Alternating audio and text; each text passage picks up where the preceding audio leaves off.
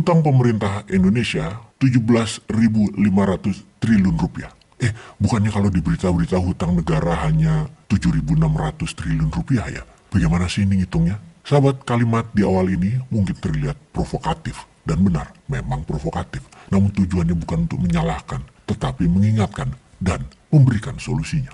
Kita pasti semua setuju jika pengelolaan keuangan negara dikelola secara serampangan dengan utang yang besar, bakal jadi beban dan bom waktu yang akan meletus menjadi krisis maha dahsyat melebihi Krismon di tahun 9798.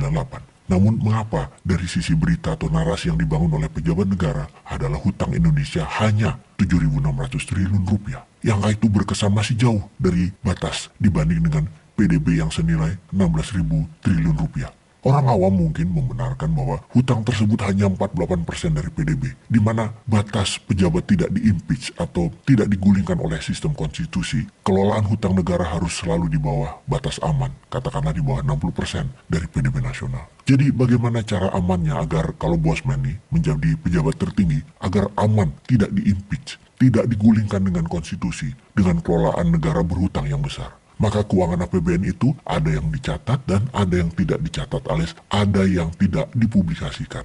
Di sini kita akan menguraikannya. Sekali lagi, bukan untuk mengkritik, namun untuk mengingatkan bahwa kalau hal ini berbahaya, kita harus segera benahi. Caranya adalah dengan membuat hal yang abu-abu, yaitu menjadikan BUMN di bawah kementerian, di mana BUMN jadi alat untuk membangun. Namun, kalau perlu uang, BUMN dianggap unit independen, sehingga bisa berhutang atas nama korporasi. Begini penjelasannya, untuk proyek-proyek pembangunan seperti infrastruktur yang kalau dibayar swasta tidak akan balik modal karena memang sangat mahal dibanding dengan uang masuknya, maka harus pemerintah yang membangun. Seperti halnya Amerika di tahun 30-an dan seperti halnya Tiongkok di tahun 80-an. Negara yang membangun jalanan infrastruktur, yang mana di Amerika infrastrukturnya bukan hanya buat sarana perpindahan barang dan manusia, namun untuk pabrik semen, pabrik baja, dan industri mobil Amerika bertumbuh. Juga di Tiongkok idenya sama, untuk pabrik di Tiongkok tumbuh, yaitu industri otomotif, pabrik baja, semen, baru kemudian jadi sarana perpindahan barang dan manusia.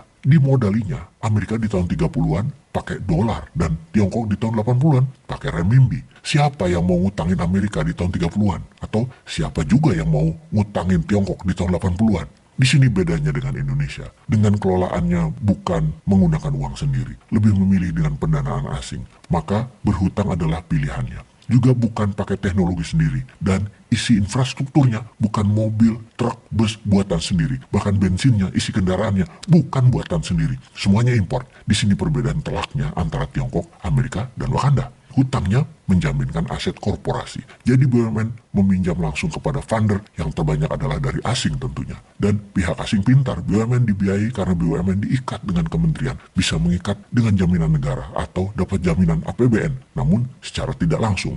Hanya kalau gagal alias one prestasi, APBN yang membayari. Jadi dari sisi funder aman membiayai BUMN. Jadilah pinjaman BUMN selama ini meningkat menjadi 6.000 triliun. Hebatnya angka ini tidak tertulis di APBN karena masih diumpetin di pembukuan BUMN. Hanya kalau pas bleeding atau berdarah-darah saja BUMN minta induknya APBN triliunan rupiah. Yang seharusnya kalau benar BUMN ia nggak disubsidi. Sayangnya BUMN adalah sapi perah, bukan korporasi profit untuk rakyat dan negara. Disinilah BUMN memainkan perannya, mengcover proyek dengan pinjaman berlandaskan aset BUMN. Inilah mengapa BUMN banyak yang rugi. Selain proyeknya memang bukan strategis ekonomis, namun lebih ke proyek non-ekonomis. Yang berikutnya adalah harganya BUMN itu super mahal karena semua orang penting BUMN itu mainin uang dan mencekik subkontraktor dengan terlambat bayar sampai tahunan. Jadi BUMN lah yang bagi-bagi kue korupsi tersebut ke sesama orang dalam. Ini semua rahasia umum, semua orang tahu, hanya tinggal nunggu berita kapan dan siapa yang tertangkap korupsi. Toh korupsi di Wakanda ini tidak ada penyitaan aset, tidak dihukum mati,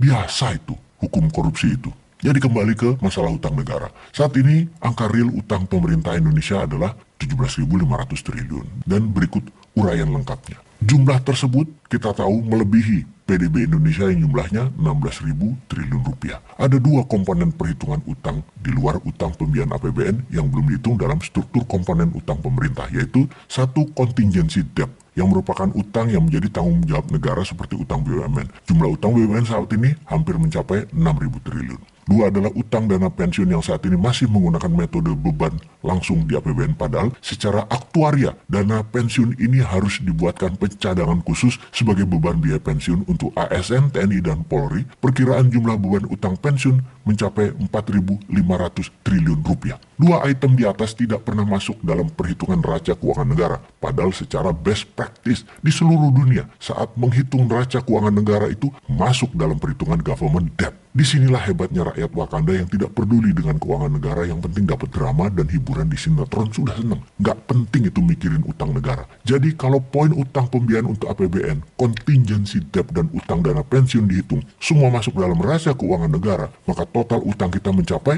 7.600-an ditambah 6.000-an ditambah 4.500-an, kurang lebih 17.500 triliunan. Jumlah tersebut melebihi 100% PDB kita yang mencapai 16.000 triliun. Padahal menurut Undang-Undang Nomor 17 Tahun 2003, batas utang atau rasio debt kita maksimal 60% dari PDB. Wah, sudah kebablasan ya jumlahnya harusnya. Tapi aman, tidak tercatat di APBN. Tetap dukung dengan semangat. Peace.